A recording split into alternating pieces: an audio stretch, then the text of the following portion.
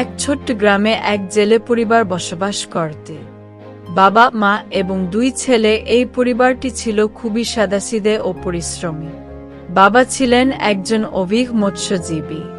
প্রতিদিন ভোরে তিনি মাঝি নিয়ে নদীতে যেতেন মাছ ধরতে।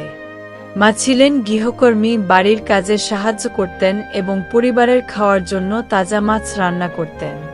তাদের দুটি ছেলে ছিল, বড়টা স্কুলে পড়ত এবং ছোটটি পড়াশোনায় খুব মনোযোগী ছিল না, বরং সে সারাদিন বাবার সাথে নদীতে যেত মাছ ধরতে বা নৌকাতে সাহায্য করত। একদিন বড় ছেলে পরীক্ষায় ভালো ফলাফল অর্জন করে এবং তার স্বপ্ন ছিল বড় শহরে গিয়ে পড়াশোনা করা। ছোট ছেলেটি ততটা আগ্রহী ছিল না, তার একমাত্র লক্ষ্য ছিল বাবার মতো একজন দক্ষ মৎস্যজীবী হওয়া।